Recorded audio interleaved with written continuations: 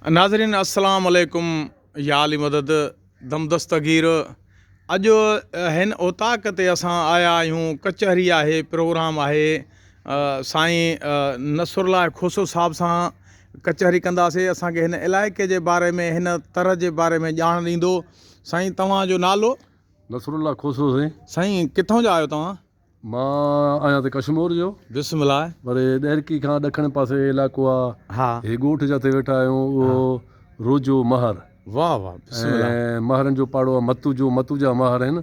तालको ज़िलो बि ॿुधायूं वञिजो। हा, तालको ॾहरकी, ज़िलो घोटकी। वाह वाह, बिस्मिल्लाह। ऐं महरनि जो इलाइक़ो आहे। हे पासे में प्लांट लॻल आहे, गैस प्लांटनि जो जेको आहे न, हा, कंडेंसेट निकिरंदो आहे, जेको तेल गॾाए करे। हा, GTS प्लांट चवंदा आहिनि। वॾो प्लांट आहे, हाणे तव्हांखे बि ॾेखारींदासीं। हा हा, ऐं उहो उन सां गॾो ॻोठ आहे इहो। बिस्मिल्लाह। ऐं हिन जंहिं ओताक वारो मालिक आहे उनजो नालो छा आहे? रोजो महर।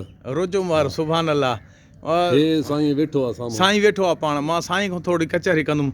साईं तव्हांजो नालो रोजो ज़ात जा महर, ऐं तव्हां साईं मुरीद कंहिंजा आहियो?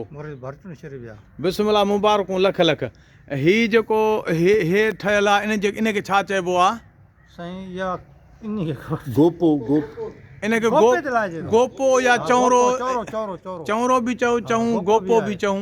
ऐं ही दरवेश जेके आहिनि से अहल सुन्नत जा, दरगाह भरचुंडी शरीफ़ वारनि जा मुरीद आहिनि।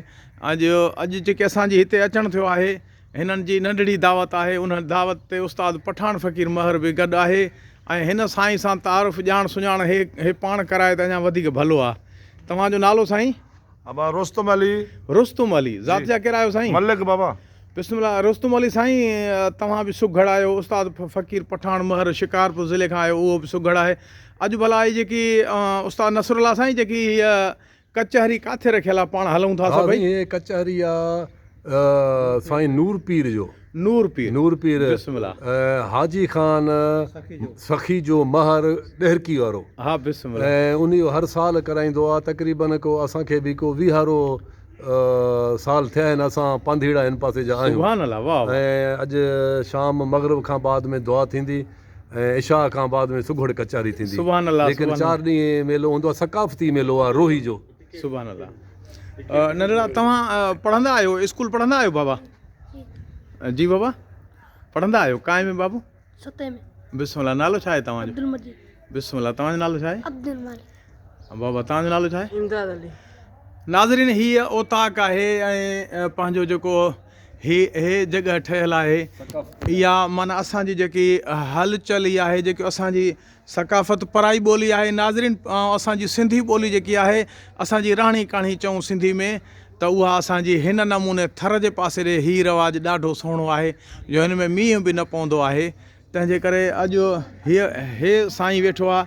साईं जी ॼाण सुञाण करायूं, छो त ओताक उन्हनि जी आहे, पर मां इहो वीडियो चैनल भरण जे लाइ, संगत खे ॿुधाइण जे लाइ।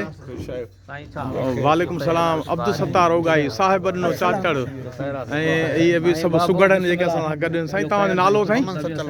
मोहम्मद सचल महर। बिस्मिल्लाह बिस्मिल्लाह। हीअ अजड़ो ओताकड़ी तव्हांजी आहे। असां नंढड़ी दावत तव्हांजी ते आया आहियूं। बिस्मिल्लाह बिस्मिल्लाह। वॾी महिरबानी, कुर्ब या अली मदद।